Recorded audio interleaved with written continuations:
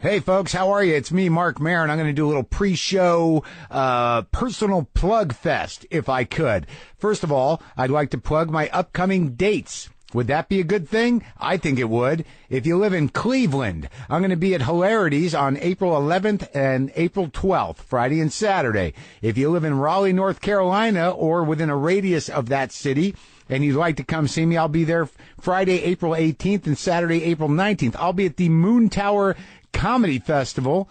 That is on Friday, April 25th. That's a midnight show. And apparently I'm going to be working with Andy Kindler, James Adomian, and Ian Carmel. That is a powerful evening of late night comedy, folks.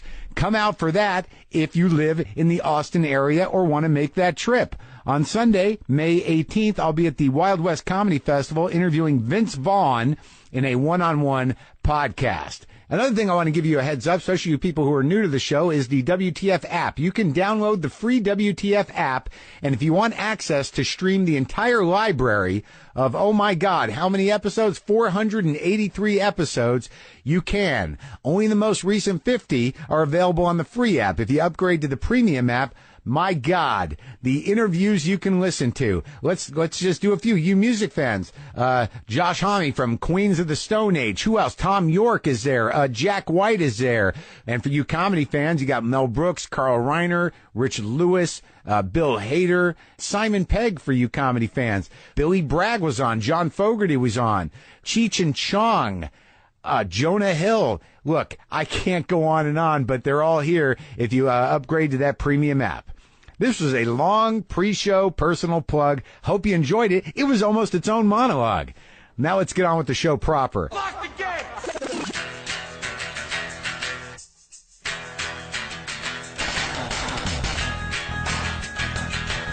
All right, let's do this. How are you, what the fuckers, what the fuck buddies, what the fucknicks, what the fucksters, what the fuckadelics, what the fuckaholics, what the fuckleberry fins, what the fuck minister fullers? Yes, I am Marc Maron. This is WTF. Thank you for listening to my show. I appreciate it, and I like talking to you. I do. Today, Josh Radnor is on the show. Those of you who don't know Josh, he is the star, one of the stars of the hit television series How I Met Your Mother, and the final episode of that series is on this evening. Now, it's interesting about Josh, because I ran into Josh a week or so ago. Whenever I was just in New York for the IFC Upfronts, we were staying at the same hotel, and I walked by him, and I'm like, hey, you're that guy, Josh. He's like, hey, man, I think I know you. Oh, yeah.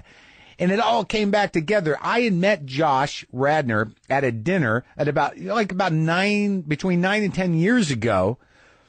I was still married to my second wife, and it was an event of some kind. He was with someone I knew, and he had just gotten a gig of How I Met Your Mother. He had just gotten that gig, and, I think I was pleasant to him. I remember connecting with him, and when I ran into him, I was sort of like, oh, yeah, you're that guy, and I met you, and then I saw him in Jill Soloway's movie, Afternoon Delight, which he was great in. He's also made a couple of his own movies, and tonight is the final night of the 9th season, I believe, of this series that was incredibly popular. That has, millions of viewers.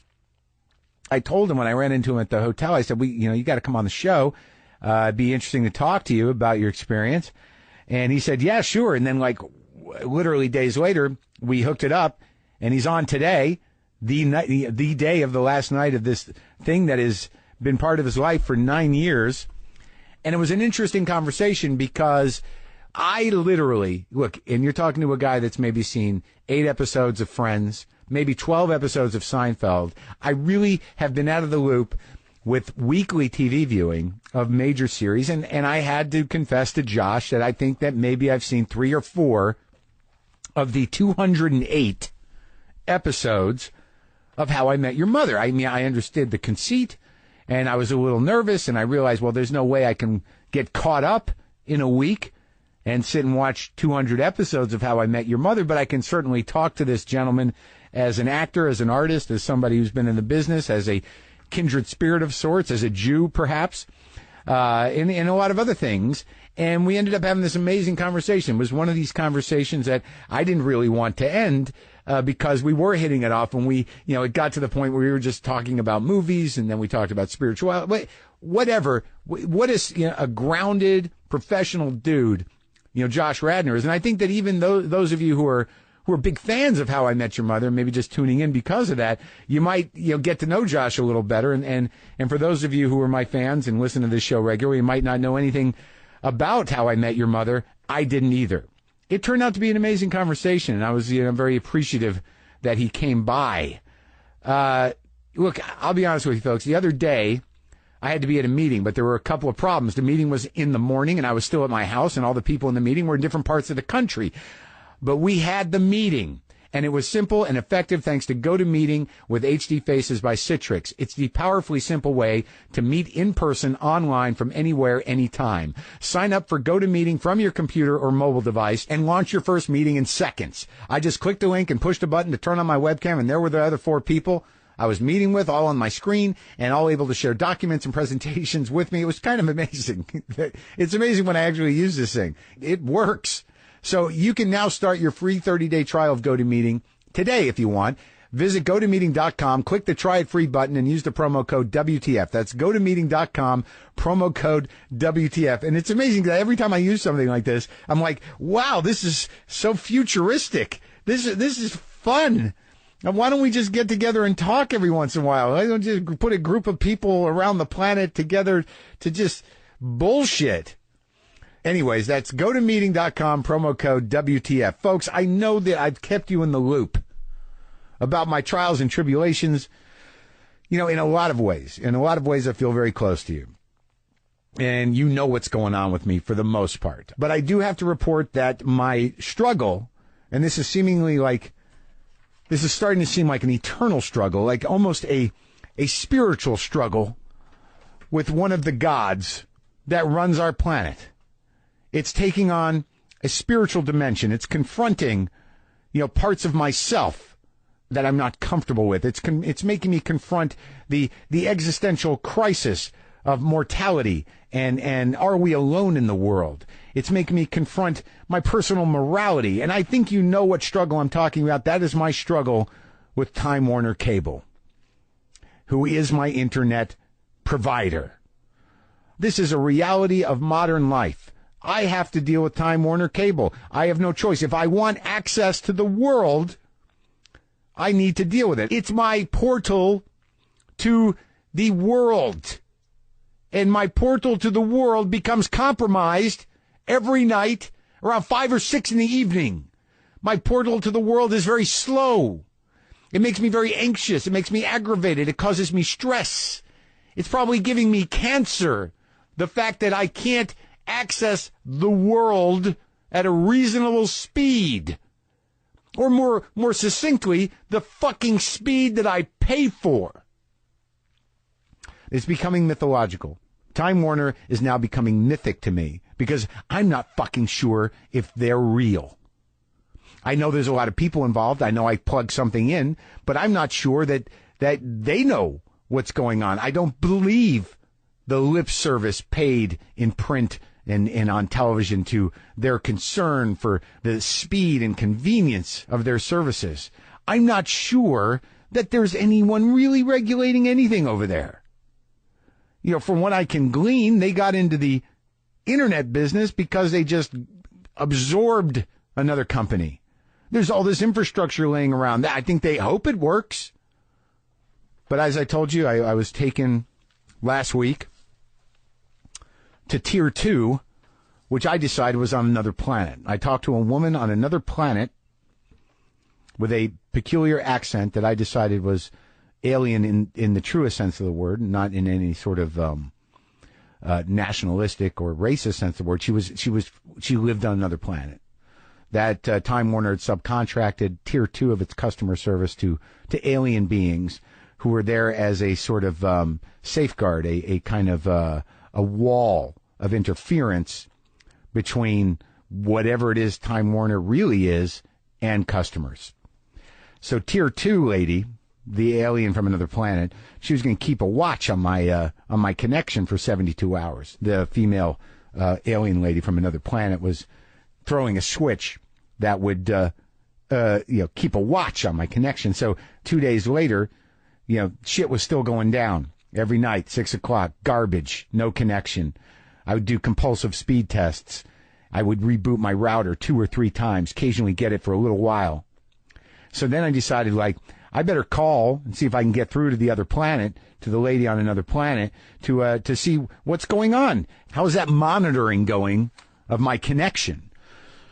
So I call up, and now my attitude towards Tier 1, or the first wall of obstruction of customer service at Time Warner, my attitude is like, okay, you're angry. They anticipate that. Maybe you should choose a different tone, not because you expect them to help. I'm calling them knowing they can't help me, that the first wall of defense of Time Warner's incompetence cannot help me anymore. I know that. We're past that. And I know that if I tell them my phone number, push it into my phone, they will see my history of 3 technicians, compulsive calls for over 2 weeks, 20 or 30 calls, that I've done everything they've asked me to do. I've jumped through all the hoops. I've gotten a new modem, that all that stuff is right there in front of them. So I call them up with a new tone, and my tone is this. They go, "Hi, Time Warner, can I help you?" I'm like, "Yes, hi. Look, I've been calling a lot, and I just wanted you to know that your company is horrible. That Time Warner is a horrible company. They're terrible and they're liars. I just want you to know that, and I'm comfortable with that. You know, I've accepted that, and I want you to know that." I'm saying this to a person who I know's job is to take a certain amount of shit, but I don't want to be abusive, so I just want to know. It's like, look, it's just bad. Time Warner is awful, and I'd really like to make another choice, but I don't think you can help me.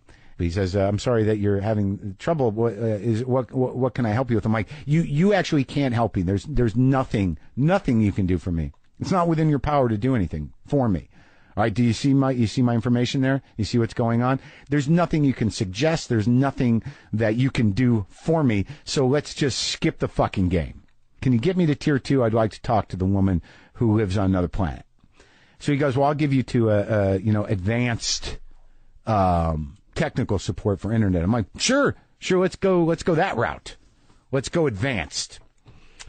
So now I get to advanced, and this woman's like, "Yeah, can I help you?" I'm like, "I don't know. I don't think so, but I just feel like I should be calling you guys because things aren't right, and I shouldn't be paying for it, and I don't really have much options with other servers, so I don't think there's anything you can do for me. I just wanted to tell you that you work for a horrible company. Time Warner's horrible. And I know that you're on another planet probably, so this is, probably not even your concern. I don't think that human problems are your issue, but I do want you to know that the reason that they've hired you on whatever planet you live on is because you have no conscience, you have no empathy, and you think that human problems are trivial. That being said, I just wanted to report to you that I'm still having problems, after the hour 5 or 6 at night, and it's the exact same problems, and I just wanted to tell you that. And she goes, "Well, are you using, I've got your connection right now. Are you using a Wi-Fi router?" "Oh, okay, you're going to work it's my fault, the router angle." "Yes, I do, but that isn't the problem because, I had a watch put on my connection because a woman, who's there with you in whatever structure you're in that allows you to breathe properly if you do breathe oxygen, told me that they were going to watch my connection. Do you see that on there?" She goes, "No, I don't see any red flags or any, but you don't see that they're watching it." "No, I don't see that, sir." So the people on your planet are pathological liars, which would make sense with your lack of empathy and concern for the human animal. But my fear is, folks, that, not unlike a spiritual search, is that I'm learning something about myself. I don't want to accept this. I believe that we should fight bad companies. I believe that apathy is not the way to handle this, that this is just the way it is. But sadly, I think that most people wear out before I wear out. And I think that most people don't call. So they're just sort of hedging their bets. And the reason they hire customer service on any planet is to sort of be a wall of sort of base, simple communication. That the people hired in customer service, especially at Time Warner, are really just there to absorb the hostility, anger, disappointment, and frustration of their customers. And what they're hoping is that people will just wear out and just tire out and accept the garbage that they provide for you as service just because that's the way it is. That's what they're hoping for. But my persistence has led me to the sad realization that really Time Warner's slogan should be, "We're here, we're all you've got, and we can't help you." Because I think at the end of the day, not unlike spiritual belief, is that it's really on you. Where are you going to hang your hope? Who are you going to be as a person in the world? How are you going to treat other people? That the bottom line is that not unlike a scientific search out into space, eventually you hit a wall of, we don't know. We don't know.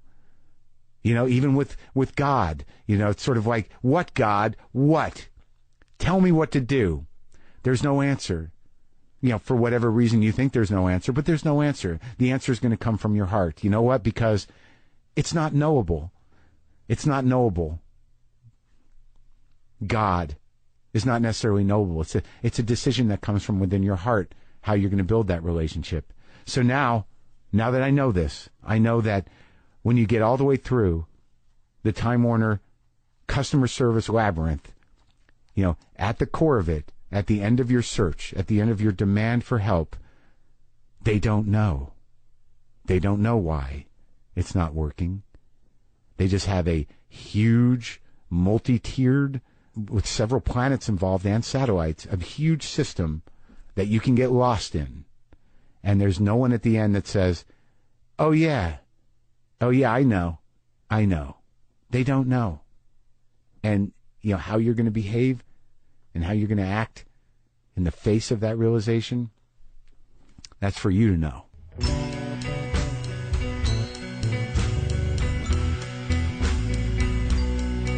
Folks, when do you think is the best time to go to the post office? Probably before work, right? Probably before work, right? Or maybe after work. Or how about during lunch? Come on, let's face it. It's crowded no matter what. The truth is there's no convenient time to go to the post office. That's why you need Stamps.com. With Stamps.com, access all the services of the post office right from your desk. Buy and print official U.S. postage for any letter or package using your computer and printer. Then just hand it to your mail carrier. Yeah, it's easy. And you can hand them a whole box of stuff.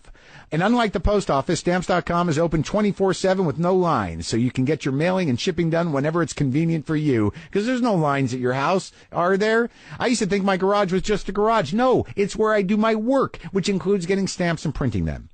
Use my promo code WTF for this special offer. Start a no-risk trial with a $110 bonus offer that includes a digital scale and up to $55 of free postage. Don't wait, folks. Go to Stamps.com, and before you do anything else, click on the microphone at the top of the homepage and type in WTF. That's Stamps.com. Enter WTF.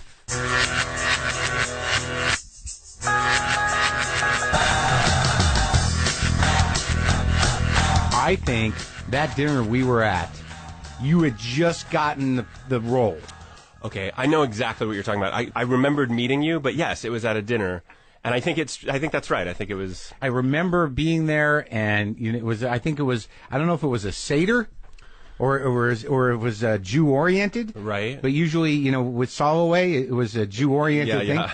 I don't remember what the event was, but I was there with my wife, and you were there with Jesse Klein. Yeah. And you had just gotten the part on How I Met Your Mother. Yeah. And I was like, so you're that guy. You weren't even like that. It's funny because you were sort of like, it's a thing. Well, it was like, who knows? I was like my fourth pilot. I mean, none of it had worked. So. Oh, really? Yeah. Yeah. So how long had you been out here when you got that? What year was that? That must be like 2005. Uh-huh. Yeah. How old are you? 39. Okay. And when did you come out here? I started coming out here like 2001, but I would spend like pilot season out here. My girlfriend at the time was working out here, so I would come out and be with her. And then where were you living? New York. Uh-huh. Yeah.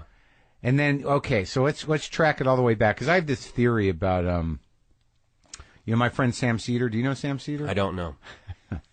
He did some television. He's a political guy now. Like I did a show with him on Air America.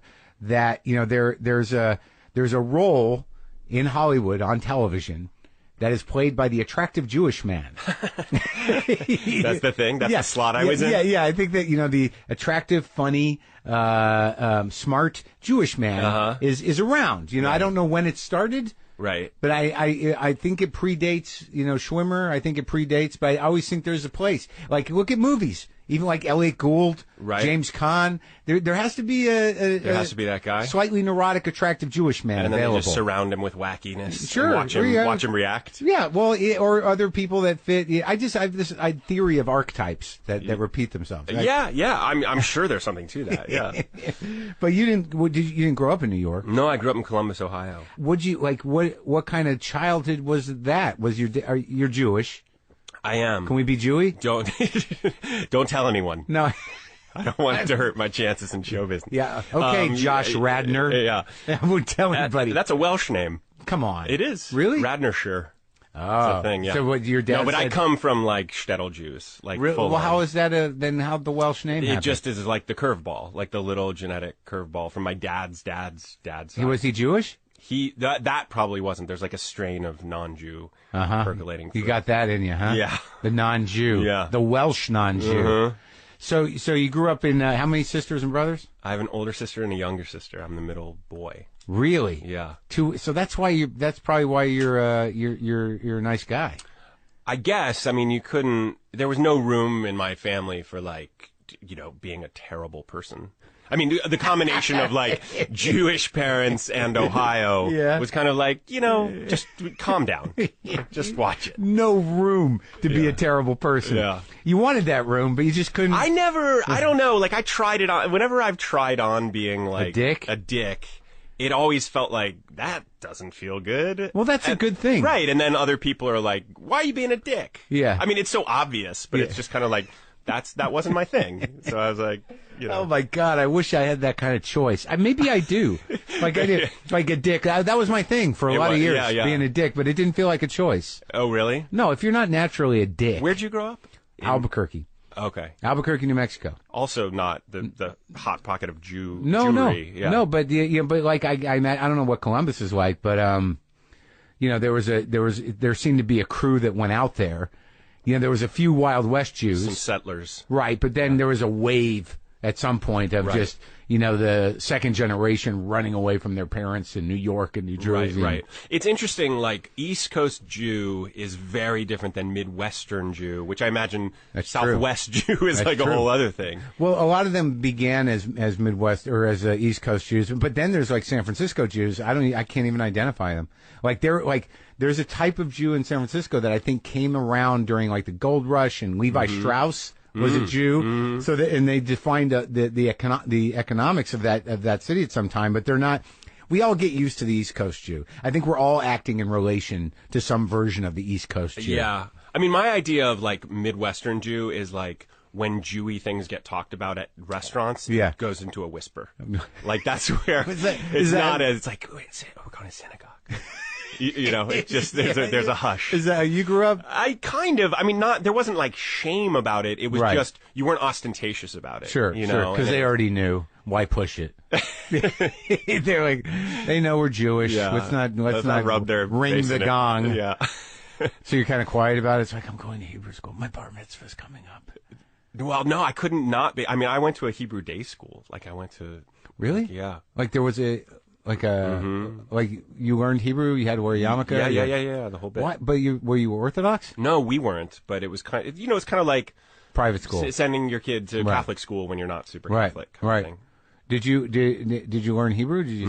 And you did all that. Did it all. Yeah. And your parents were into that? I mean, they were more like active in the synagogue kind of Jews, but they weren't. We didn't keep kosher. What'd your dad do? He's a trial lawyer. He retired a couple years ago. A trial lawyer? Mm-hmm. Yeah. What kind of lawyer? He was of counsel at a couple hospitals. He worked for defended doctors mostly. Doctors from predatory lawsuits? That's right. From the guys who are like, you didn't take an x-ray and that's why I can't walk. Exactly. Or his version was like, don't get out of bed, Mr. Johnson. Mr. Johnson gets out of bed, breaks his hip, sues the hospital. So he actually represented a hospital. He did, yeah. He did a little bit of plaintiff's work, but mostly defense. My dad was a doctor, so I understand. Yeah, he was on fear. He was on your side. He was on the good team. The doctors have it tough, man, because of that. The people just come after them. Oh yeah, yeah. But it's also I think this was in a Malcolm Gladwell book, but it's basically like wasn't everything. If you have a good bedside manner, you get sued like 80% less. Is that true? Like they're actually suing bad personalities.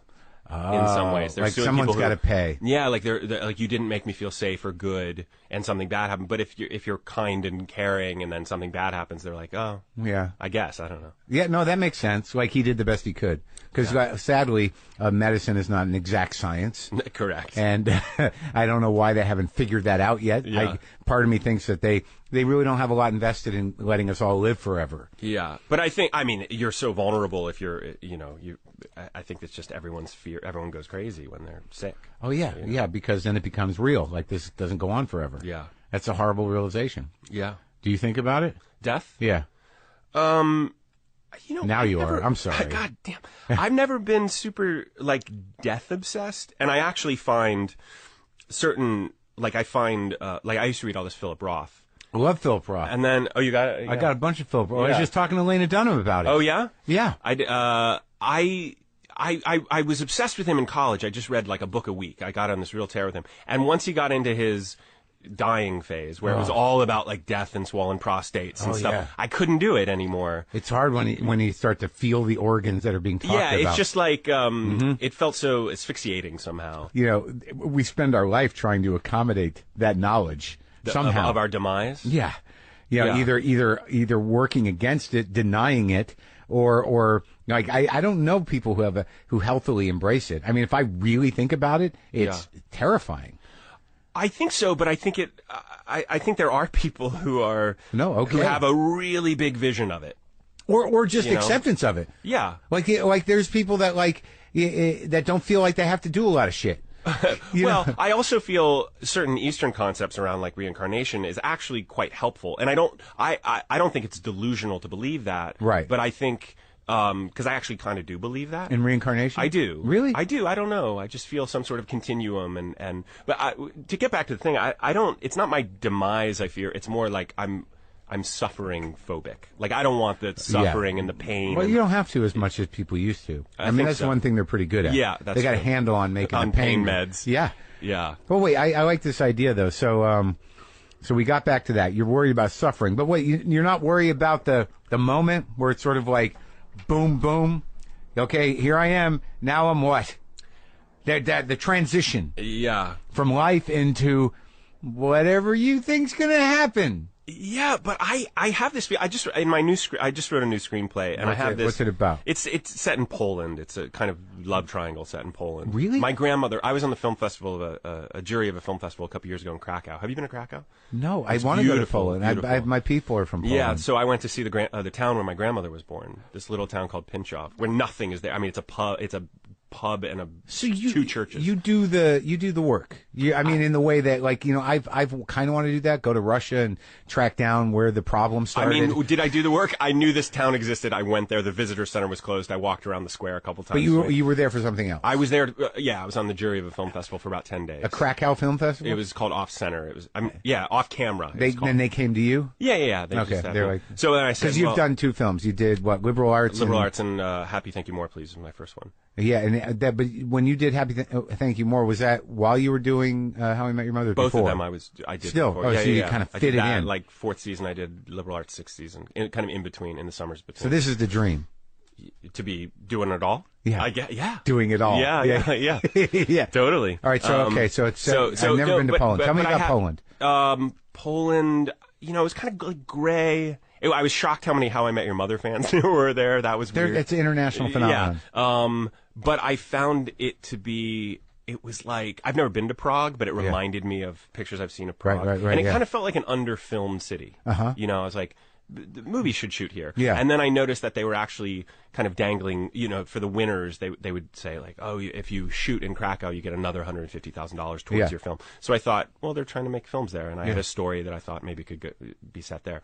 So, but I have this character who says, there's this old theater director, who's well past his prime, and he says, something like, maybe we have this wrong, like maybe birth is this terrible thing that we should mourn, right? That a lifetime of hardship ahead of you, and then death is this kind of release, like this glorious release. Right. You've paid your dues. Now you get to relax. Or that there might be, like, that there's nothing to fear. Like maybe we just have it wrong, and our egos are such that we're so cling to the material and this thing we know and can see and measure. Mm-hmm. And then I just think there's a lot more going on. Well, I think I can sometimes, in my worst moments, in my more cynical moments, believe that it doesn't seem obviously fair, but it just seems like kind of a jip to finally get a handle on something, in the last quarter. Right. Right. You know what I mean? It's like, I understand it, and I can't pee. Yeah, like, exactly. Why? I get it. I'm relaxed. Yeah. Now I can't go to the bathroom. Yeah. So, okay, now how do you frame, what your life is? What do you do spiritually? Did you do the Jewish thing? Were you ever heavy into the Jewish thing? Did you do the Israel thing? I mean, it was kind of... what I came from. But as an adult, kind of. Well, as a middle class Jew Yeah. who was brought up in that, I know you culturally identify, but did the religion serve you spiritually? No. I think. Yeah. I think not. Uh-huh. Although, I went to Israel for 9 weeks when I was in between my first and second year at NYU, and I just kicked around. And I ended up, you go to Israel, you have nothing to do. The next thing you know, you're like with a bunch of Orthodox people because they like really want you to hang out with them. The Chabad people? So, they're like, come to my house for Shabbos. Yeah.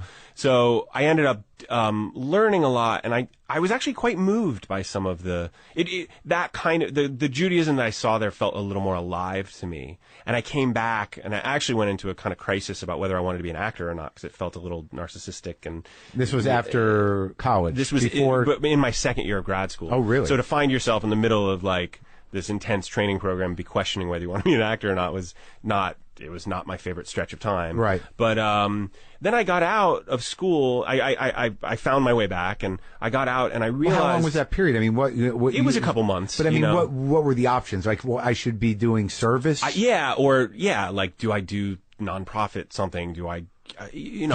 Give back entirely. That's what I do. But then when I got out of school, it was more about I found my way back to a different way of relating to both self and the world, because I thought if I don't do something, I'm going to go crazy. Yeah. Which was the negative voices in my head were so strong that I knew they would take me out. What were they saying? Like, you can't do this, or you don't look right, or she thinks you're a dork. It's just insecurity, garden variety, right. Junior high stuff carried onward, and it blown up. It's happening now with me. Yeah. I'm not thinking any of those things I'm thinking. No, I know. Okay, good. Thank you. And then I started meditating, and once I started meditating, I just got a different relationship to my thoughts, kind of.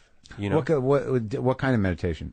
I started doing like TM, like a mantra meditation. So you'd meditate every day? I do. And in the morning? Yeah, in the morning, and I try to get a second one in. But for how long? 20 minutes, about. 20 minutes to a half hour. And okay, so walk me through it. You sit comfortably. You sit comfortably. And you start breathing. And a thought comes. I mean, yeah. Well, about 30, you pick up the mantra, right? And then you can't share. I can't share. Yeah. Okay. Yeah. But it could be anything. It could be like, I'll just whisper it into I'm fucking doing this. That's a bad mantra. It is? Yeah, don't do that one. What's a mantra? What is it? I mean, it's an onomatopoetic sound, so it doesn't even mean anything. It's okay. It just triggers your mind to calm down. And you go over and over again. Yeah. I mean, you're supposed to effortlessly think it, which is actually a very weird thing. Like, how do you effortlessly think? Don't you need a tiny bit of effort to even think something? Like, well, you can't. How do you? Well, you can kill anything with your brain. Well, yeah, but how do you? But essentially, thoughts come and they're not bad. They're just it's unstressing. It's just your mind throwing off thoughts and they're just you just let them go. And when you realize you're off your mantra, you come back to it. It's really simple. It's nice. It's easy. And how do you feel when you're done? Sometimes you feel great and you feel like you really went up places. Other times you were just overrun with thoughts and you don't feel particularly great. And, it didn't work. Not that it didn't work, it's just, you just had a heavy dose of unstressing. You know what I'm saying? Like, just. Yeah. So, and how has this, changed your life, really? I mean, I just made it like a non-negotiable part of my life. But in the day-to-day, what tool does it give you?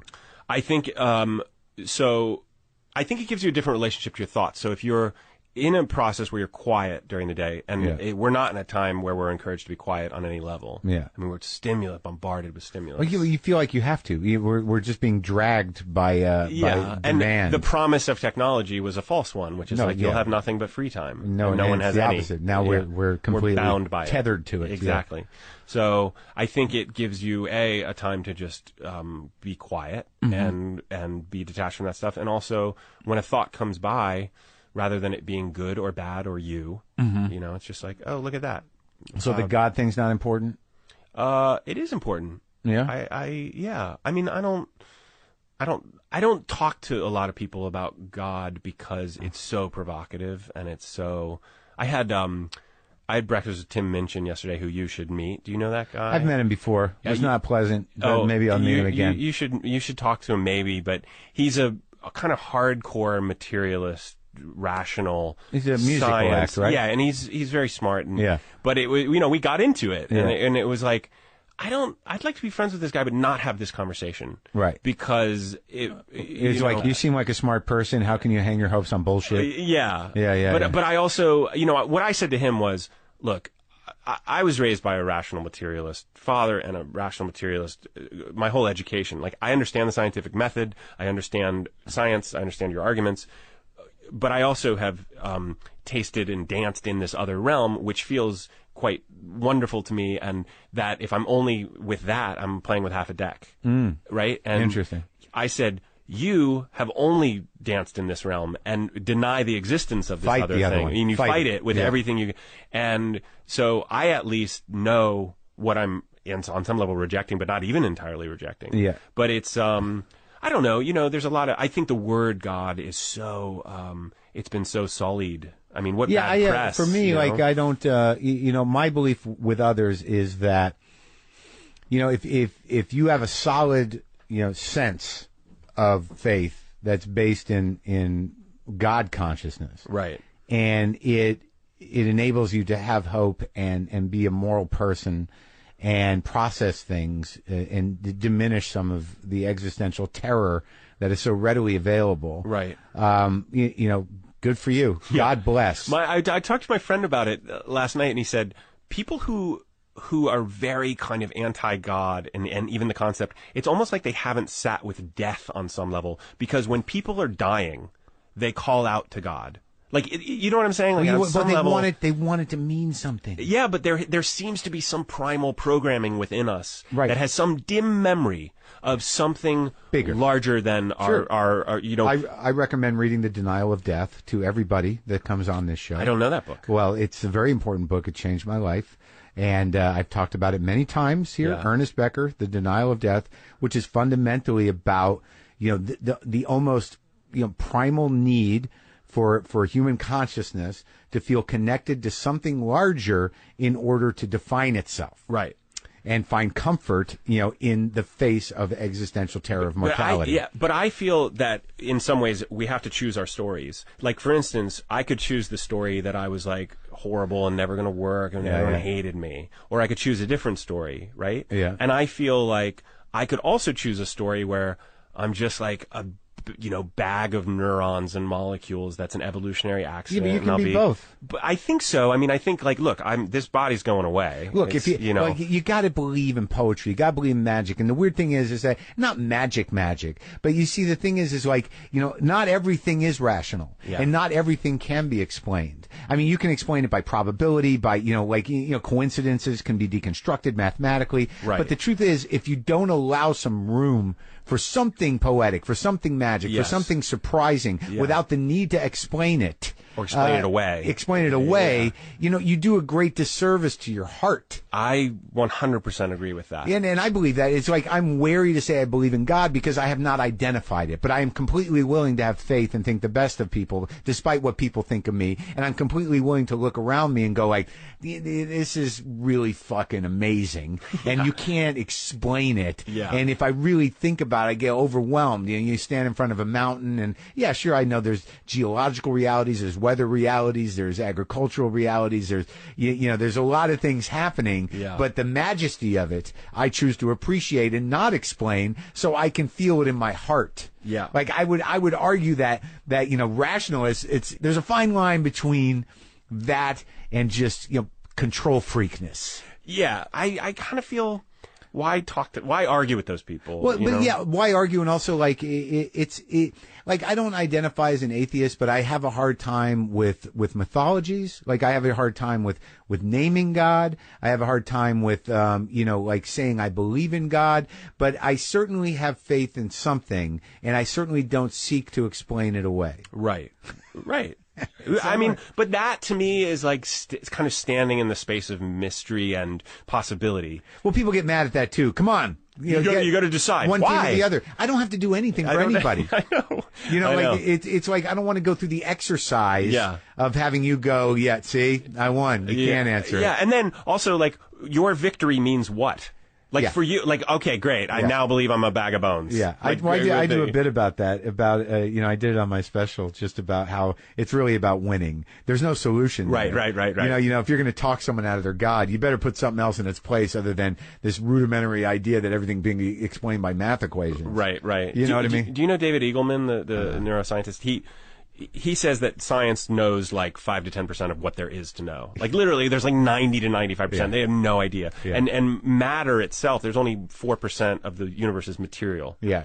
So there's 96% that's dark matter. We don't know what it is. It's not nothing. We just don't know what it is. Yeah. So he says science can't declare atheism. It can't declare belief. And he calls himself a possibilian. Yeah. Which is really cool. He said, that's what, and all these people are like, yeah, I believe in possibilianism.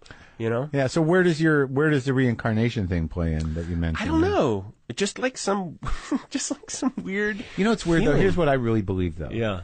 Is that like, who knows if that is going to be true or it's not going to be true? Yeah. All right. First of all. Yeah. And if you want to entertain that and it makes you feel hope or good or curious or it's provocative to you, it's like that's your right. And why not? There's no you could keep it to yourself. You could share it with other people. Yeah. You're probably better if you keep it to yourself. But the truth of the matter is, hanging your hope on something, is a personal activity. You have to get to a certain point in your life where you have the time and space and resources to even chew on these questions. Sure. Like if you don't have a place to live, and you don't know where your food's coming from, like you're not gonna. Unless you actually don't have those things because you've chewed on these questions. Right. You're that guy. Yeah. Meditating. Working it out. Yeah. Well, let's go back before we talk about, the show you've been doing for half your life that I quite honestly know not enough about. That's cool. Notice it's not cool. I should do research, but how am I going to research? I'm going to sit down and watch 9 seasons? Yeah. Don't do that. But the last show's on tonight. Yeah. Yeah, is there something you can spoil for everybody? Well, it's a 2-parter, and it is. Yeah, it's an hour long. Oh, but it's all going to happen tonight. Yeah. Are people going to get closure? I think that's something that they'll get. Yeah, it's all going to pay off. I mean, look, there's a lot of kind of dangling threads of the show, and they almost hit all of them. They get everything. Well, what was the plan of the show initially? Like, you couldn't have imagined. I mean, I guess this is the best of all worlds. It's even better than the best. I mean, how many did you do? 200? 208. So like, it's going to be in syndication for the rest of your life. You're going to be making money while you're sleeping for the next 20 years.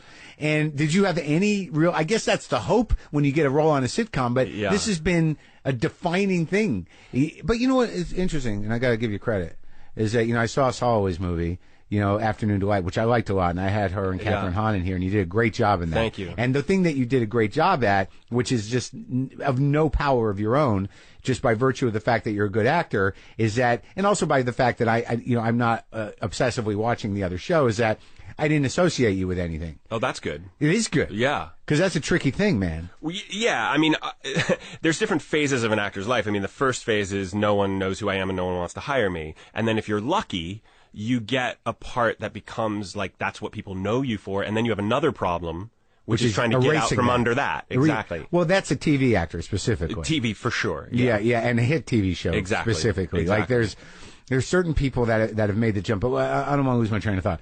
So when you were in high school, was this where you were going? No, I was just like a stage obsessed. I was theater obsessed. Because I'm noticing on the levels here, you were one of the rare people that project perfectly, because you're not even on top of that mic, and the levels are great, and I commend you for that, and your ability to detach from your TV part. Yeah, I'm just blowing smoke up your ass left and right to make up for the fact that I've watched 3 episodes of your on your airplanes when you had no choice.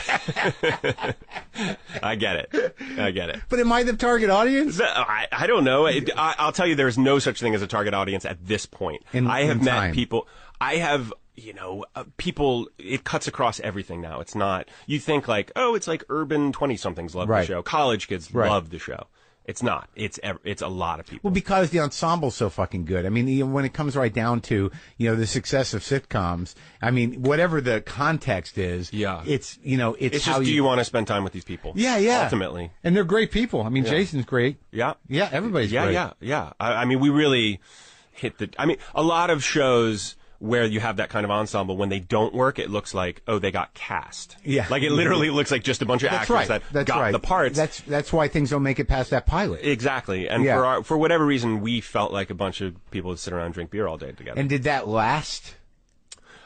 We never lost the feeling of that we really felt like we were friends sitting around. Like I always describe it more like family than friends, in that we didn't pick each other. Right. And we saw each other on our best days and our worst days and all that. Right. And we didn't, after the first season, we weren't really hanging out and having dinner. That's what everyone wants to believe. We had lives. Like, we had, people had kids and projects, but when we were there, it was always super easy and felt organic in a really cool way. That is an interesting thing about that, though. Like, even when I've done radio or something where you spend 4 hours a day with this guy who's your guy, you're talking on the air and you're working. Like, sometimes when you get done with that, you're like, what are you going to hang out more? Like, you don't want to bring the office home with you. Yeah, exactly. And then people assume, like, you guys all must be. No, I can't. I know. I mean, I'm sure you have everyone's phone number. I got him. Yeah, I can text him right now. I don't care. I'll text him right now. He's like, Jason, what's up, man? But okay, so the plan was stage. Yeah, but it was also like, when I fell hard for acting, I got really scared because no one from my family was an actor, no one from my community was an actor. She was an elementary school teacher, and then she was a mom, and she was a guidance counselor. I'll tell you, man, so many people who are creative people have parents who are teachers. It's very interesting. Yeah. And I don't know what that says, but they must have been, reluctantly supportive. They were cautiously supportive. My dad only realized... better word, cautiously. Yeah.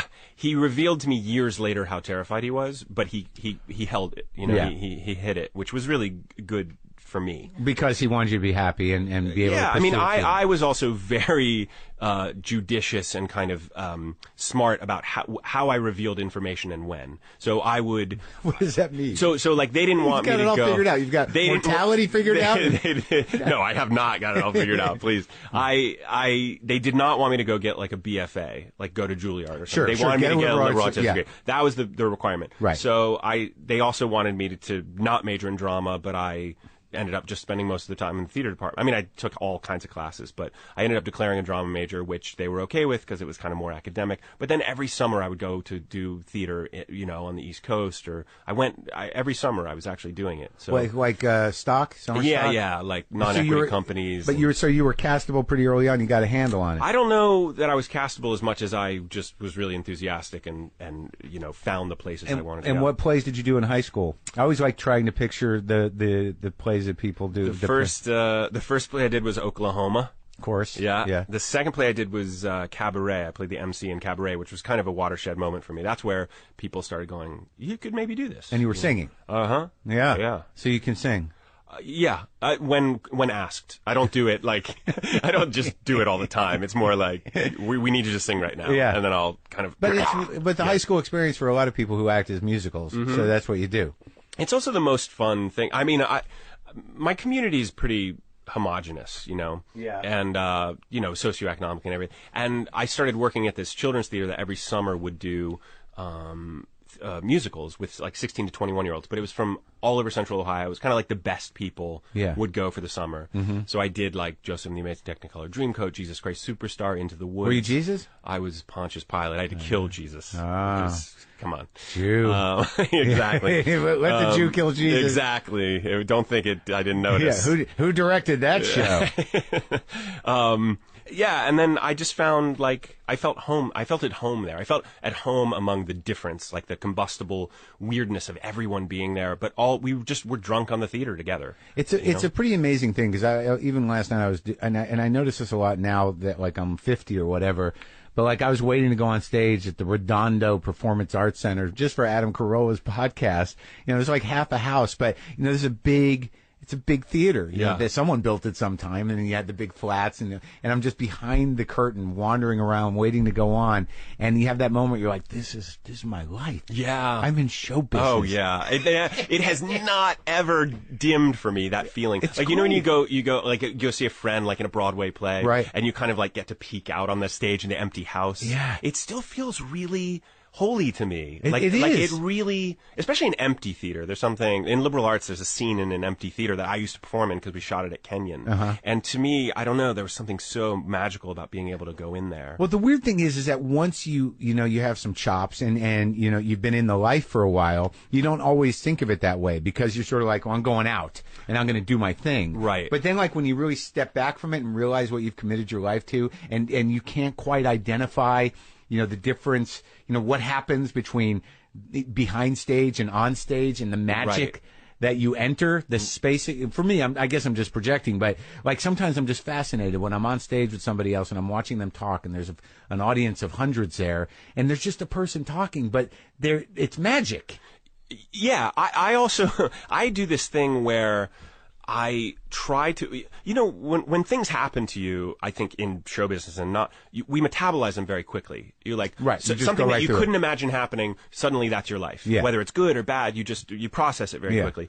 And I always try to remember, this 16-year-old me. Yeah. Like how psyched he would be. Or terrified. Yeah. But he would be pretty psyched. Like, and I think I exceeded his kind of dreams on some level, which is, I don't know if they were dreams, but like, that's a pretty cool thing. And also, I also think about the fact that a 16-year-old boy in Ohio decided what I was going to do for my life, because not a lot of people, that happens to a lot of people, That's sure. That was fortuitous. I never thought of it that way. Because I always felt like I want to do comedy. I had no idea how that happens, because like at least when you want theater, when you're 16, you're like, well, I can go do a little of that. I can get a feel for that. Like I had this weird thing that like, I don't know how anyone does that. When did you start doing it?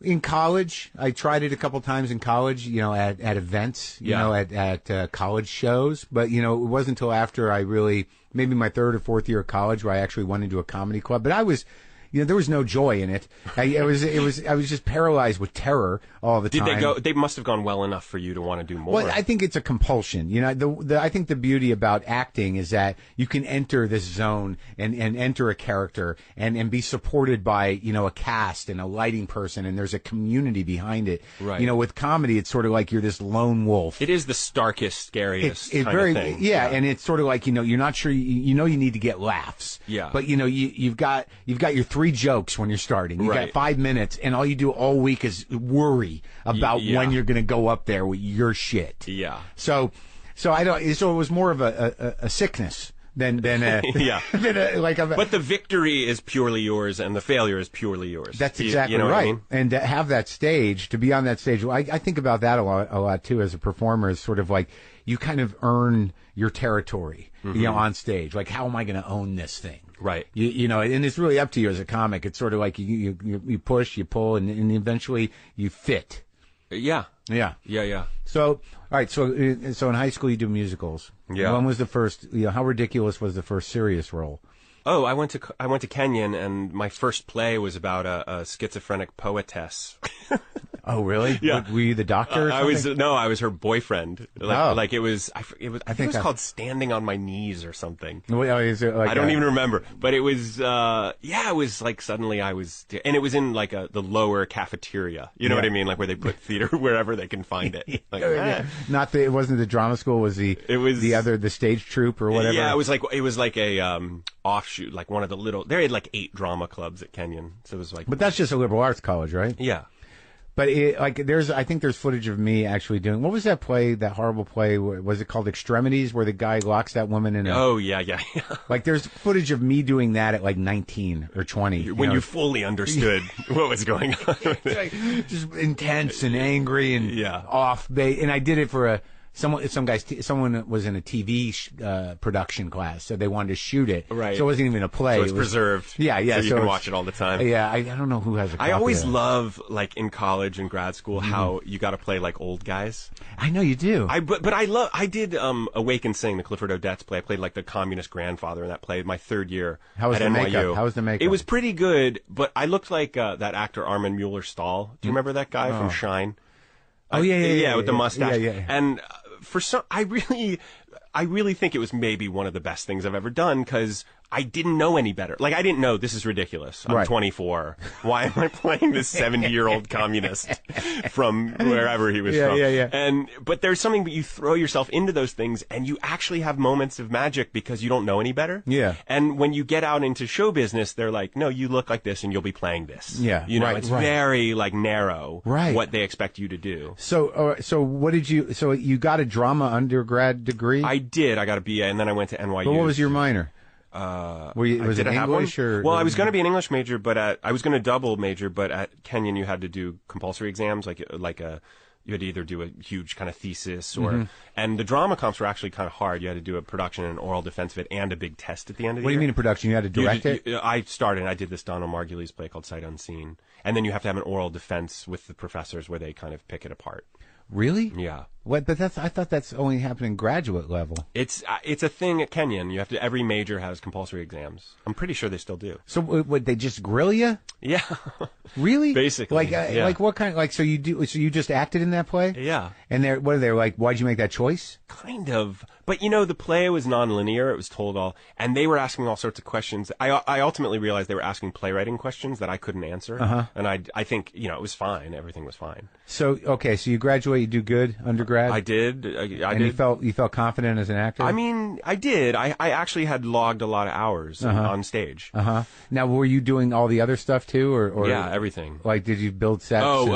I did that when I apprenticed at like theaters. Where you have to hang lights and do concessions in addition. In summer stock. Yeah. That's because that's part of the whole thing, right? Yeah. It's kind of it's an interesting little community. It's kind of sad when things end. I guess it's the same with a TV show. Yeah, and I'm prone to nostalgia, so it's never good. Oh, yeah. Really? What are you nostalgia about? The pre-successful you? What am I nostalgic about? Like, I mean, I can work myself up into a nostalgic kind of lather about anything. Really? Like even time, and it just has to do with time itself passing. Right, but is it in the form of like things were better then, or is it in the form of like, oh, remember when we used to? Just that it's over and it will never be again. Do you know what I mean? Yeah, I do know. I try to stay out of it, even though like I surround myself with all the garbage of my entire life. Right. I have books from college. I have photographs of my first girlfriend there. My second wife. It's like ridiculous because like some people be like, well, are you hanging on to that? No, but those big periods of your life. I know, and I do question how much I should be steeped in that kind of stuff. Well, I don't think about it all the time, but in some days I think like, why not get rid of all of it? Mm-hmm. Because like if it's in your heart, it's in your heart. You don't have to have triggers. Is there something comforting? Is this some indication that like, oh, I've lived, I've collected all this shit? What do you surround yourself with that you think you should get rid of? I mean, my house isn't in, it's not like this dump. No, I'm kidding. No, I'm a little bit of a stacker. Yeah, I mean, you have not a hoarder. I'm a stacker. Yeah, I have, the posters and the things and and it was kind of about the set. Like everyone keeps asking. It's like these journalists or these reporters. What are you going to take from the set? Like, is a big thing, which I didn't even realize we were supposed to take anything, but I did end up taking more. What did you take? I took this iconic prop for my character is this blue French horn, which is something he steals for this girl in the very first episode, and it kind of recurs throughout. So Carter and Craig, the creators of the show, gave it to me. Oh, and that's something very sweet to have. Yeah, but were you guys were you tearing up on that last episode? Or it was like a 2 week. How many times have you been asked that question? It was a 2 week kind of thing. I got really teary. Everyone did at the table read. The final table read was pretty emotional. Really? Yeah.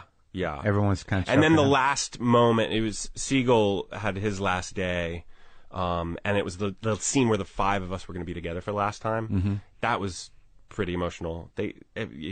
Were people kind of crying? Yeah. I mean, Allison Hannigan, like, they actually wrote her character into the whole episode crying because they knew she was just going to cry no matter what. So why don't we just have her character crying? And she was actually happy about that. She's like, really smart move. They know her. Yeah. It's, but then I had a lot of emotions I found myself actually really, the last day I was really like, sensitive and angry about things, and I was like, wow, I'm just a mess right now. Like I sometimes I don't. You weren't able to feel. Yeah, and then I started to feel things a few days after. So you have a delayed response. Yeah, well, like it's weird when you really find out that when some sort of like kind of an entire shift in your life. You know, something you've been committed to for so long is really going away. It's like a mourning process. And very few people, especially actors, have that stark a demarcation line. I mean, 9 years is like a long... Who does anything for 9 years anymore? Like anywhere, you know, in any profession. Like, I just can't believe that. Like, it's weird because, like, when I met you that time, I automatically feel a connection to people in general. And that, like, I knew you were hanging out with Jessie. I knew, you know, her, and we're Jewish. And so I had something invested in whatever moment we like, but initially it was probably like, no, that guy just got out here and he's got a show already. So you went, I hadn't been out. I mean, I've been out here longer than you thought I had. But you're a very nice guy, and because of that, like now the second time we even talk, it's like on the other side of this. It's 9 years later. I know, it's weird, and that's also scary because of the.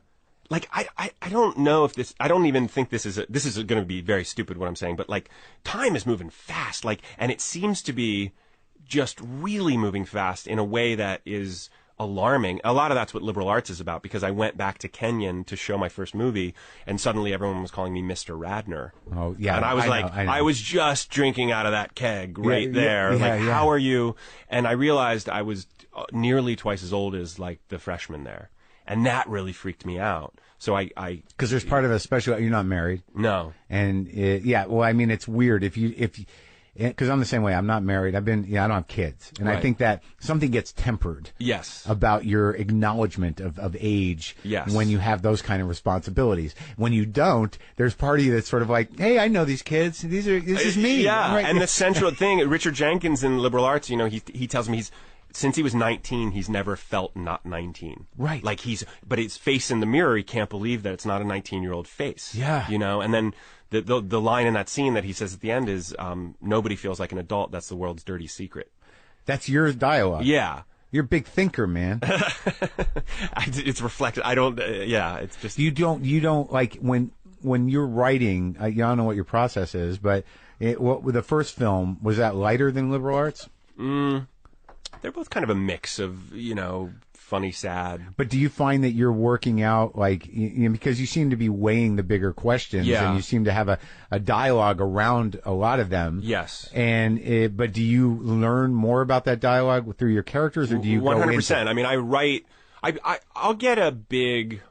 So for liberal arts, for instance, I said, okay, 35-year-old guy, doesn't have a lot going on. Right. Goes back to his college that he loves for his favorite professor's retirement dinner. Right. Meets and falls for a 19-year-old sophomore. Right. Like, that's what I had just as the bones. Which is like, in and of itself, like, you know, as a story, you know, it's completely relatable and it felt like there was a lot to it. But as I started writing, it became about time, nostalgia, aging, books, why we read, what the purpose is of an education, how liberal arts education can both serve you and also get in your way on some level. Well, what did you learn about that?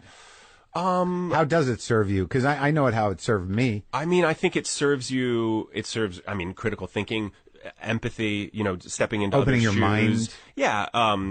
Empathy, interesting. There's a James Baldwin quote I just saw that was so amazing about the loneliness he feels in the world corresponds. It goes down essentially the more books he reads.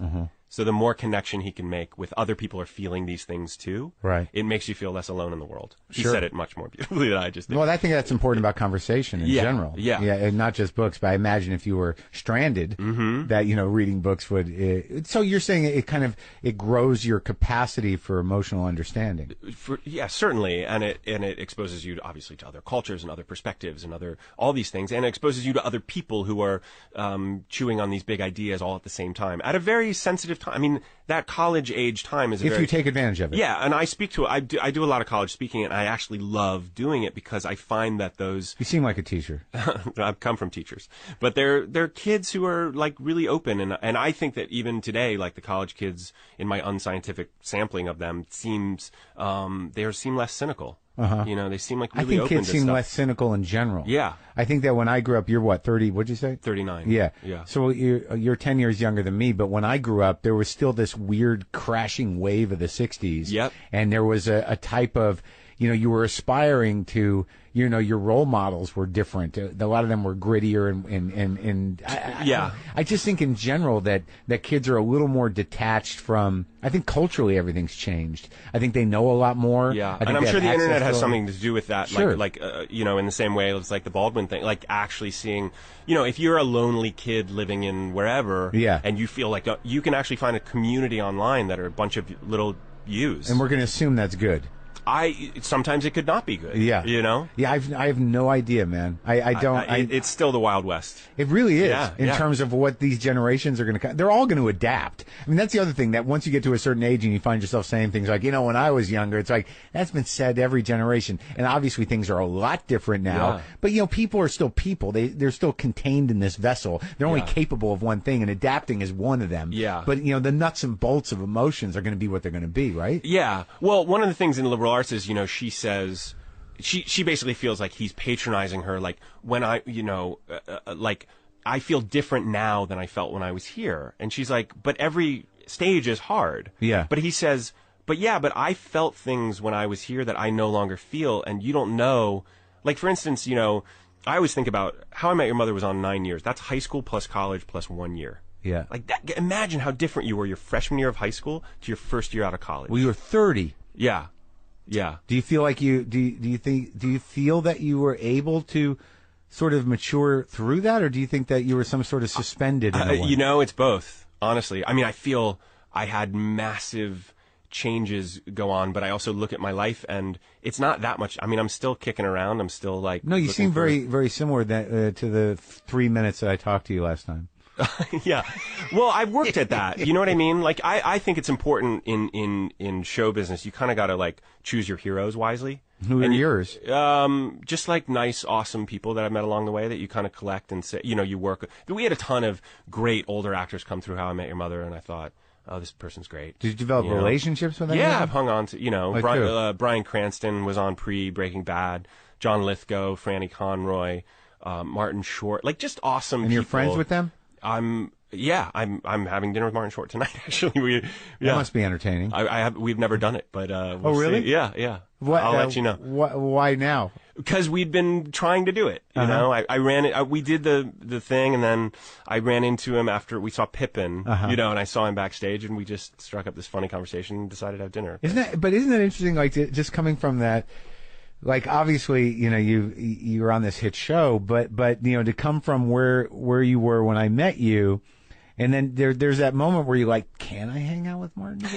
Yeah, I still have it a little bit. I'm like excited, but I'm also like, how many Three Amigos questions am I allowed? Right. And what are we going to talk about? Can we talk about Inner Space? Remember that movie? Yeah. Where he went in the Dennis Quaid in his body. Yeah.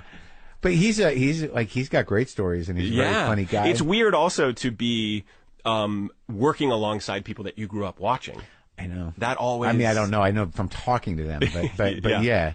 But it must be a trip. Yeah, and it's great because it also is a great leveler. You know, you feel like we have a common thing. Like we're doing the same thing. Like when I think John Lithgow is like a totally great talent and the nicest guy in the world. And I watch him, and I'm like, he does it better than I do, but I do the same thing he does. We're in the same biz. Yeah, it's a profession. Yeah. And that's an amazing moment to reach a level of professionalism and also career where you accept that and you realize that. Yeah, it's a mixture of both art and craft. Yeah. Like it's like watching a carpenter or something. Like you're like, they look at what they do, but they do it extra special or something. Sure. And I'm always stealing from people. You're always watching people so you can steal stuff from them. Like what, technique or what? Like if you're watching Lithgow, what did you learn from him? Well, I did a series that didn't go anywhere with Sally Field. Before, yeah, it was called The Court, about the Supreme Court. I was one of her clerks, and I was just shocked at how little it looked like she was doing. And then you'd watch it back and you'd see how much she was doing. And it was I had come from the theater, so I was all like, big. Get it to the back of the house. Right. And I found that there was something about the minimalism of it. Oh, and this is weird, and maybe I should bring this up tonight, but I think this was a Martin Short quote that I've always thought about, where he said, people say in the theater, you be as big as you can, and on screen, you be as small as you can. He said it's actually the reverse. In the theater, you try to be as small and subtle as you can, but still have it read to the back row. And in film, you want to be as expressive as you can without being too big for the frame. tricky. It's tricky, really tricky, and I still feel like I'm refining it all the time. Well, I found that too. Like I worked with. It's like it's weird. I'm talking to you, and I've completely dismissed the fact that I've done 2 seasons of my own show. I'm like, this guy's an actor. Like, but I'm not. Like I was not a trained actor. But like even working with Sally Kellerman, who played my mother. Yeah. You know, like we'd go over these takes, and when you're in it, you have after a few takes, you have no idea what you have. And right. You can't tell what makes people great. And then when you watch it back, you're like, right. oh my God. Well, a lot of times, like either movies I've directed or How I Met Your Mother, you think you're like doing great acting because it feels like this is great. You're like throwing a chair across, and then you watch it and you're like, that's grotesque. Yeah. And then something where you just weren't even, you were just listening, for instance. Yeah. And you find yourself like, wow, that's really watchable. Well, that's the trickiest thing is listening. Yeah. Like when you watch yourself, you're able to. Like, I know when I do okay, and I'm better at watching myself, but do you find that when you judge yourself harshly and watching in the edit, that maybe you're the only one that notices? Well, yes, of course you're going to be your hardest critic, but the greatest thing I did for myself as an actor was edit myself, to direct 2 movies that I was in, and you lose, I became really ruthless with myself, but not in a super judgmental way. At a certain point, it wasn't even like, oh, I look good or I look bad. I was just like, okay, I get what I look like. Right. You know, there was some sort of acceptance of like, that's what I look like. Right. That's what I don't like when I make that face. I'm never going to choose those takes.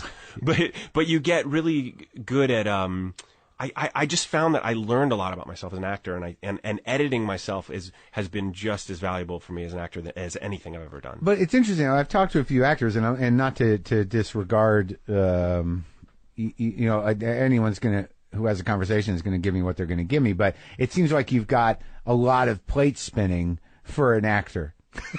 Well, I think also because you want to direct, you are a writer. A couple people told me early on. They said you might not get everything you need from acting.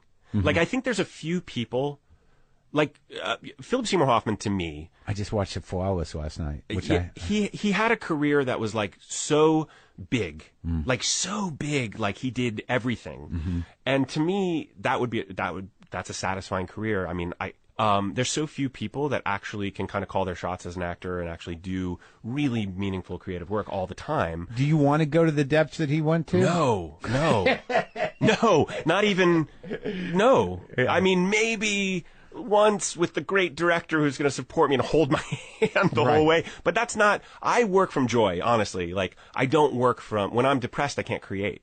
But what if you were called upon? Because even in, like, I really liked Jill's movie. Yeah. And there was a turn in that character that you played's life where, his wife is starting to drift. And then when the reality comes, the struggle of accepting what she wants to do in order to sort of, save the marriage in a way. Right. That it was heavy because I've been married and you played that frustration, which was relatively dark. Yeah. When you that stuff I like. I mean, I like complicated, interesting. Like I'm supposed to do this indie that is super dark and like I'm happy to do that. I just don't want to expose a vein all the time. Do you have it to expose? I think I do, but I need. I need to feel safe on some level, or that the space is held, and that I try to create that for actors when I do stuff. So it's interesting. So when you do an indie film or stuff, like and they might have these expectations of you, there's sometimes a moment where you're like, I don't feel comfortable, doing that. You're right. Well, Soloway, I mean, I'll do anything for her. Sure. But like the idea of feeling safe or that someone's going to hold the space, takes some gravitas to do that. I think so, but you also, the longer you do it, you become someone who can kind of bring that in. You bring your own.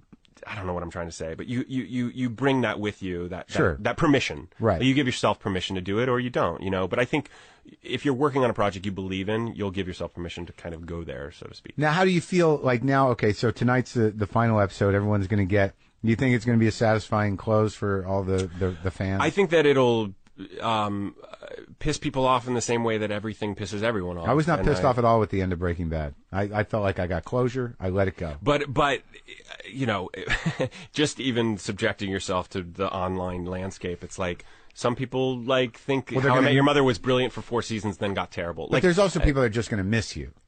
I think maybe that's what they're saying. They get mad at you. Why are you leaving? Because they miss you. Yeah. And there has been a really deep emotional kind of outpouring of sadness over the show ending, which is, I think, a testament to us doing a good job. No, absolutely. You know? And you had your own sadness, and now that you've done it, and I've got to assume you're okay financially for a little while, you're going to go right into to writing and directing and making I think a so. movie. I mean, I have a couple of other things. I'm going to do a play this summer. Where? At New York Stage and Film up at Vassar, this Richard Greenberg play. What kind of production is that? It's just it's where they kind of workshop new plays outside of the eye of the New York critics, kind of thing. So you're just going to go do a little acting, get back on stage. I was, and that was one of the places I went. I was 19 years old. I was an acting apprentice. So they brought me back like every 6 or 7 years. It's really, I think they like to trot me out for the apprentices and be like, see, yeah, he did all right. You can do Look it. at this kid. You can do it. Well, let's go back to that. So when you went to Tisch, yeah, that's a good one. Yeah, it's a real good one. Yeah. Now, what was the program like there? I mean, because I can really feel that you seem to have your craft in place. I'm very impressed with with the tenor of your voice. Oh, thanks. But my levels. Yeah, but what how did you evolve? Who were some of the kind of life changing, outside of the Martin Short quote and watching other actors or seeing the subtlety of Sally Field?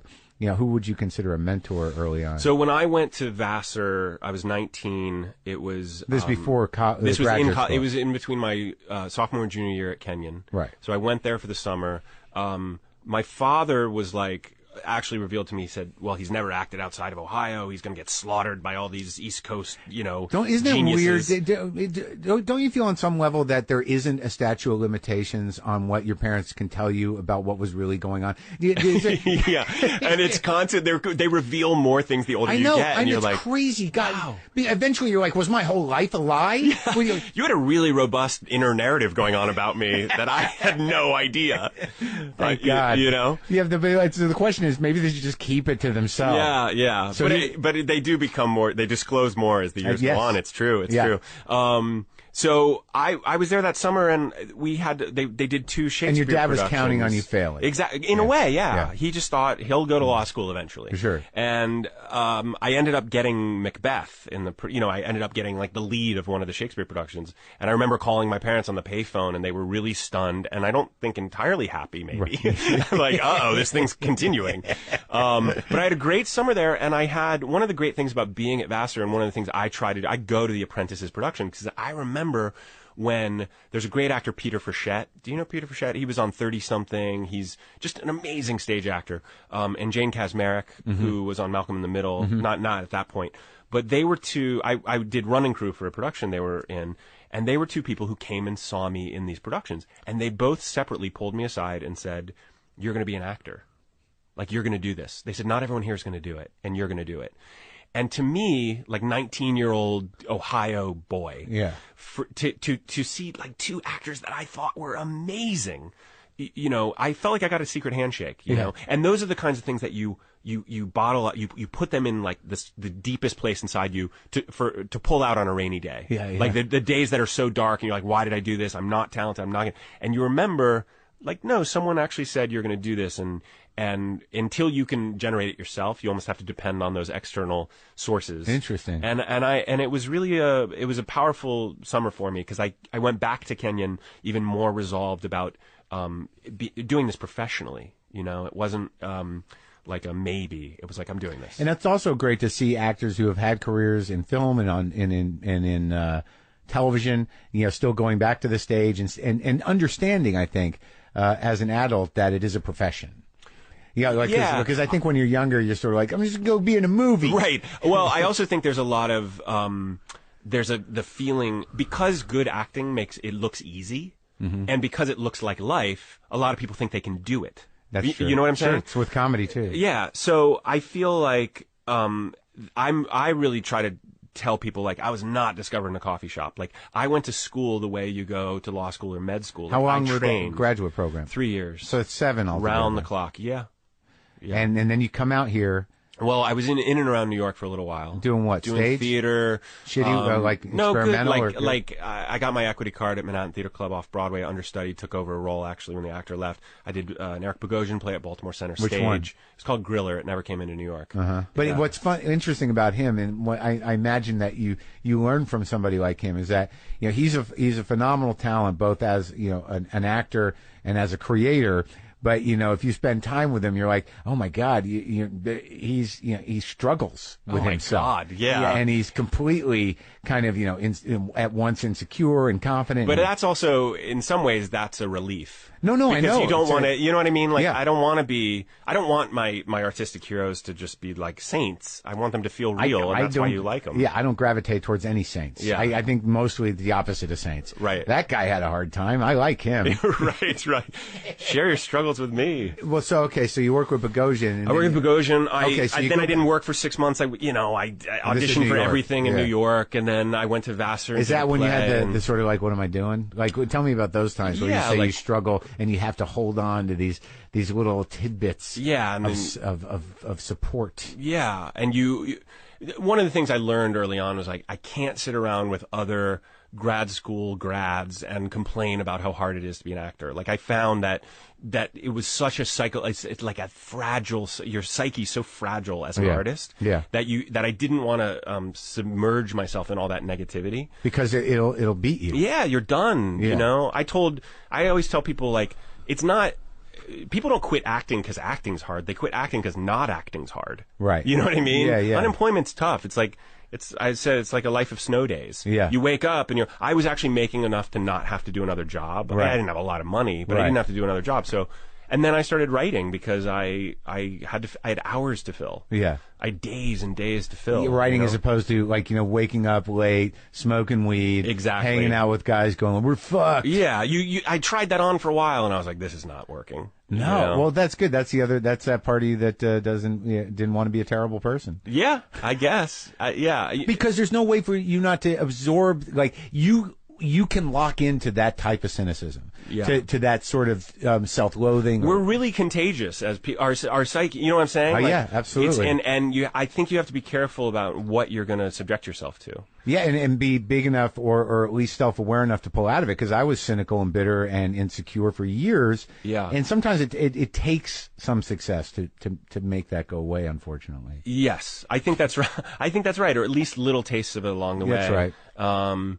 So yeah, and I had a couple little breaks. I got fired from my first pilot.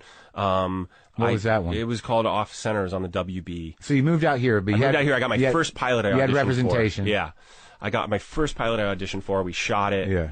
I got fired. I got replaced. That's rough. And then welcome to Hollywood. Yeah. Then I went back to New York, did 2 plays, came back. I think I did a Law and Order. Then I got this Sally Field show that got canceled after 6 episodes, or 3 episodes they aired. We shot 6. Then I went back to New York and I got The Graduate on Broadway with Kathleen Turner and Elisa Silverstone. How was that? It was great. It was over 3 months. It was like the greatest summer theater gig ever. Like, I didn't have to get reviewed. On Broadway? Yeah, it was a big hit. I just jumped in.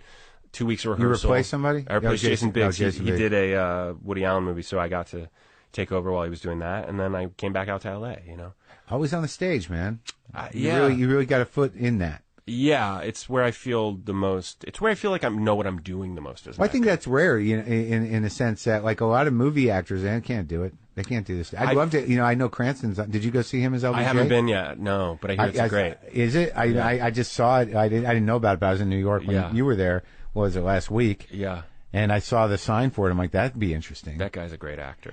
I've talked to him in here, and you know what's amazing about him in terms of what we're talking about and sort of what you're talking about is just how, like, his work ethic, and he's got this sort of utilitarian kind of, like, it's my job. Yeah. But the great ones are like that. They're like craftsmen. They just go from town to town. They do their job, and they don't get too crazy about it. And even if something's not great, they're like, this one wasn't great. You know what I mean? They can move on. Right. And it's not, their whole life is not hinging on it. No, I'm a little too precious about that. I actually admire that kind of thing, because if I'm doing something, a gig's a gig. Yeah, if I'm doing something that I hate, it's like I can't enjoy my hours even when I'm not there, because I'm like, oh God, I got to go back there. Have you had a lot like that? No, I've been thankful that I haven't. All right, so you do the 3 pilots and the 3 shows, and they get so your 4th one was How I Met Your Mother. Yeah.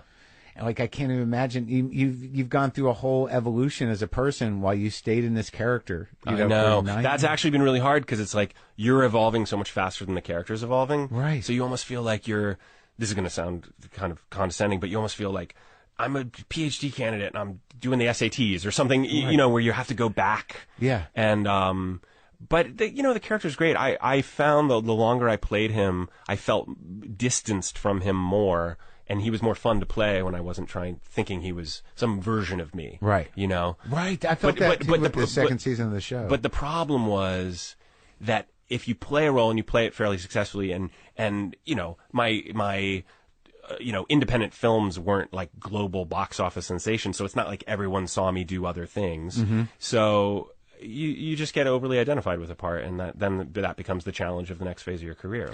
But yeah, also it's interesting because in the landscape we are in now, where it's a hit show, but it's a big media landscape. Yeah. I mean, that identification is going to be specific. Yeah, like there's going to be people that don't identify you with that at all, and just know that about you. Right. I mean, I always try to remember, if 9 million people watch How I Met Your Mother a week, it's like, well, like 290 million Americans are not watching it. So it's like, I'm hearing from the people who watch it, but like, there's plenty of people that I'm just like a guy at the airport. That's or whatever. Comforting, right? And that actually is comforting, you know? That you still have that. Yeah, and I think it's always good to remember. And you don't travel with an entourage? No, not at all.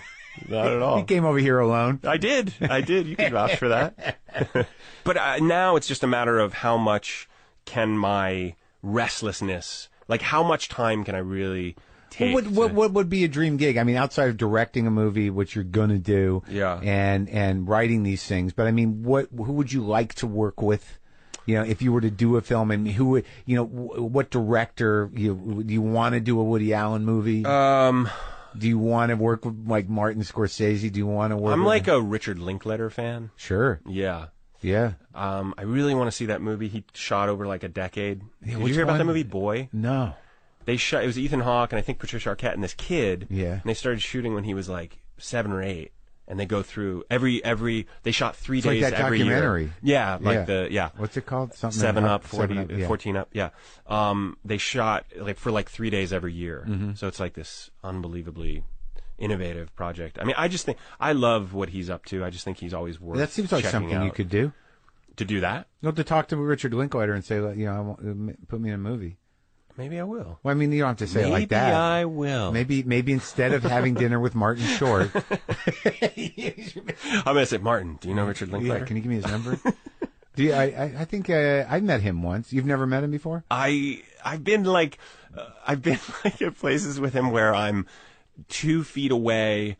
Do I tap him on the shoulder and interrupt the conversation he's in kind of proximity? Yeah. And I've always chickened out. Isn't that weird? Like here you are in like this massive hit show, with national recognition. You got chops. You're fucking solid, but there's still party that's like, I don't want to bother Richard Linklater. Well, of course, but also like, I suspect he doesn't watch How I Met Your Mother. No, although Quentin Tarantino does. It's his favorite show, which I thought was really interesting. Did you get to meet him? I haven't met him yet, but he's a big fan, and he is also a fan of Jill's movie, so he knows who I am. Well, see, would you like to be in one of his movies? I actually am a big Tarantino fan. It's hard not to be, sort of mildly obsessed with what he does. I think he makes great movies, like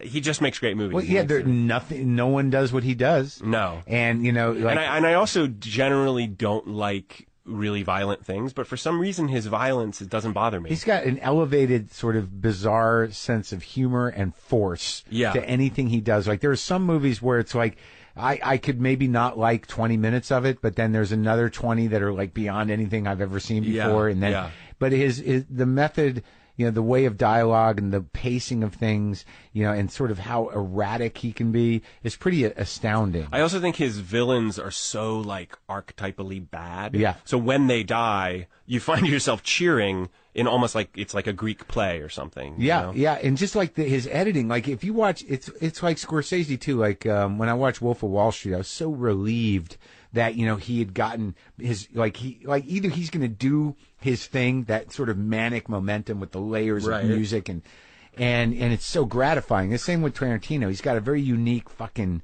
momentum. You just feel like everything is loaded up. You also kind of have that feeling that like he really knows what he's doing. So you can relax. Yeah. You know what I mean? It's like some films are a little bit like watching a waiter with like carry 10 plates. And you're like, they're not in total control of this. Yeah. And he just really knows what he's doing. He knows what he's doing, and also he'll push the limits of it. Like, you know, he knows what he's doing, and he's obviously very efficient. Then all of a sudden he does something, or like, what the fuck? I know.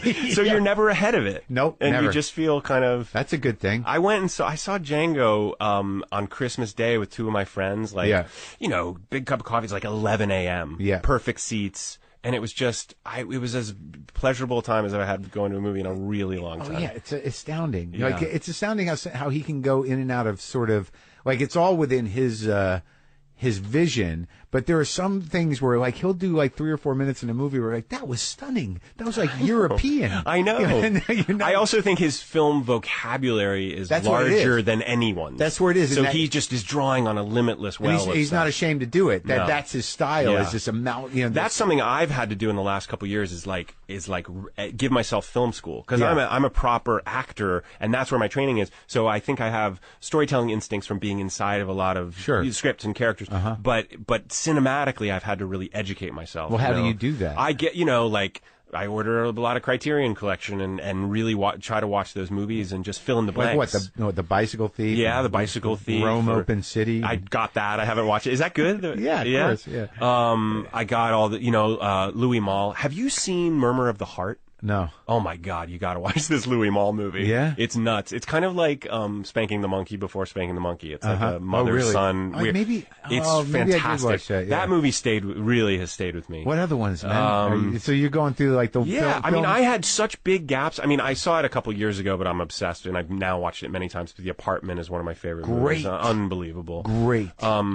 On the Waterfront, I haven't seen, which is so good. It's crazy. It's crazy good. And sometimes I go into these a little trepidatiously where I'm like, okay, this feels like homework. Yeah. But then on the Waterfront, you're just like, this movie works completely. Yeah, and you can watch it again and again. That's the weird thing, because like on some of the airplanes, I don't remember if it's Virgin or whatever, where they have the classic collection of movies. Yeah. I always watch those. Right. So I haven't seen this in a while. Yeah. I've got like a bunch kind of queued up that I need to. And watch. How do you study it? What do you think? I mean, I just watch it, and I try to kind of let it wash over me, and then I ask myself some questions like, why did that work? Mm-hmm. What was interesting about that? What kept my attention? What didn't keep my attention? Because, I think some things are, some of those movies are really, you watch some of those 70s movies, right, where you think, this must have been, at its time, like an explosion went off in the theater. Right. But you watch it now, and everyone's built upon that. Yeah. So it seems like you can't understand the force when you're divorced from the time that it came on. I mean, when I grew up, it was like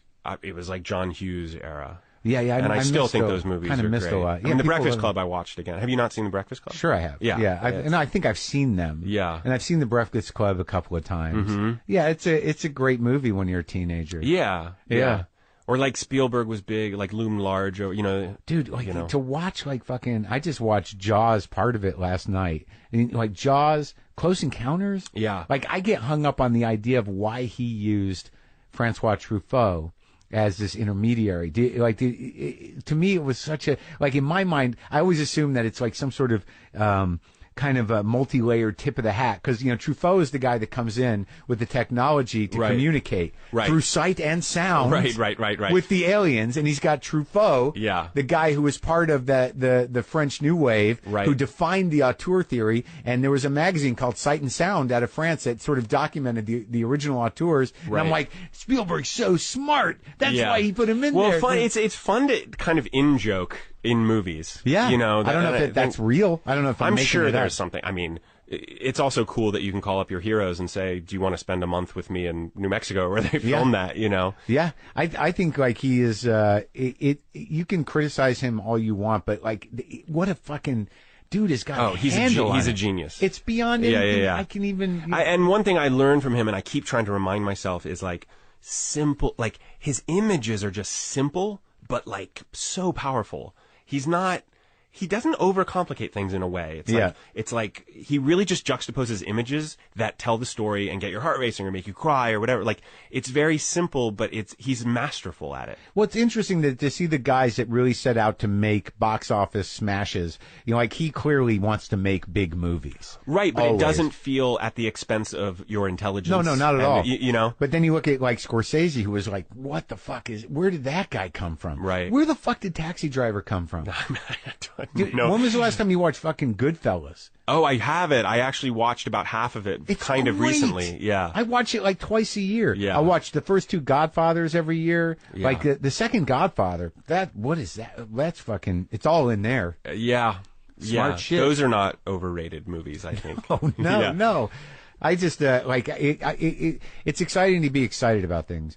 And, Totally. and I agree with that. And it's better than thinking things are terrible and hating things. being cynical. Yeah. Yeah, like I like when I'm sort of like, this is great. I love this. I know. And something changed in my heart and mind where it's sort of like I try to look for the good things as opposed to like dismissing things. Yeah. Because like the weird thing about being cynical or ironically detached is that when you're sitting in front of something that someone spent, millions of dollars and put all of their fucking heart and mind into it and really put it out there, it deserves more than like, I don't know.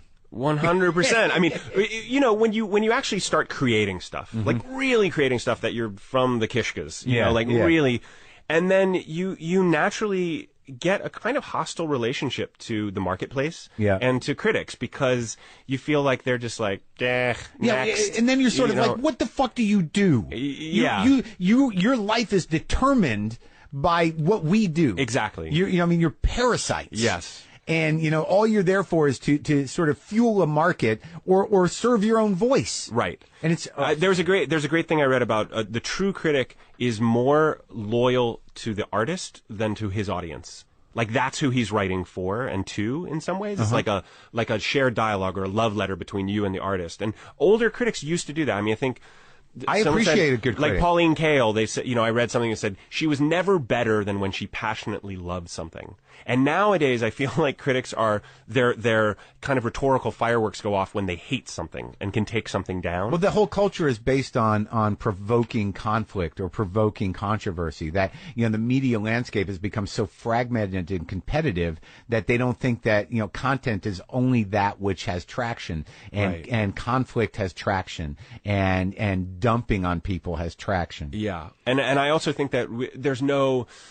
Because the marketplace is so fierce, there's no kind of apprenticeship or sense of allowing a talent to grow and incubate something. And also, with a good critic, you can, you learn things about yourself. Like, you learn things about what you created, 100%. And and if you trust a guy, even if it hits you hard, you're like, that's kind of right. Like, I remember the New York Times wrote up my one-man show, and I was so excited because the only New York Times review I really got. And he basically said it was good, but what, and it was something about dramatic structure. He said, I didn't see the character transform. That within the hour and 15 minutes or hour and a half of my journey on stage, that there was no third act in a way. Right. That how does he transform? And I wasn't even thinking about that. Right. And at first I was like, but at the very end, I kind of have an awakening. But was that your open letter to the New York Times? Yeah. Fuck you. I awakened.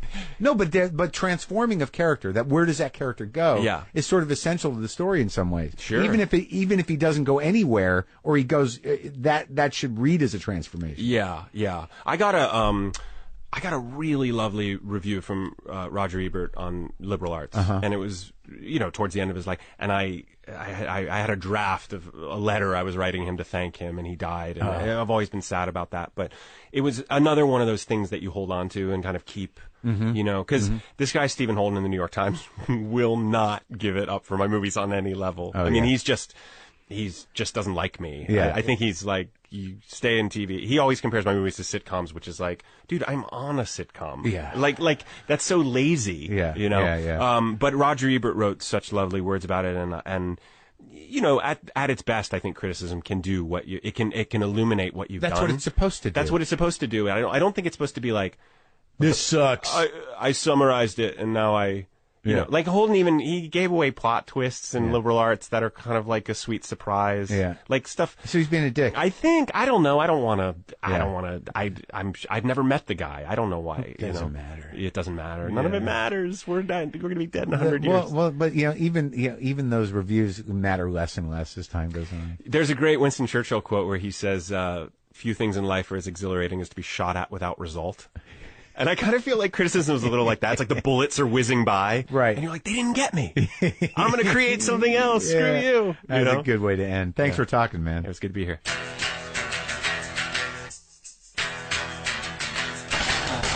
I really think I could have talked to that guy for a long time. I think I did talk to him for a long time. I hope he enjoyed that. On Thursday, the amazing Lewis Black is here, and once again, a lot of things I didn't know about Lewis. And I'll be honest with you, we had a very candid conversation about everything that led up to his break. A lot of stuff I didn't know. It's a very unique interview with Lewis Black. So that's coming up on Thursday. I love you all.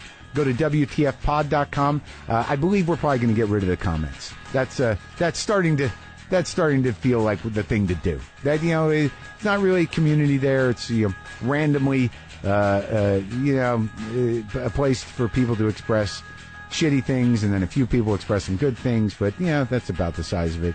So I think that's going. So if you want to get your last licks in at the comments at WTF Pod, do that. As I said in the intro, get the app and upgrade the premium app for all the good stuff. And justcoffee.coop, always available at WTFpod.com. If you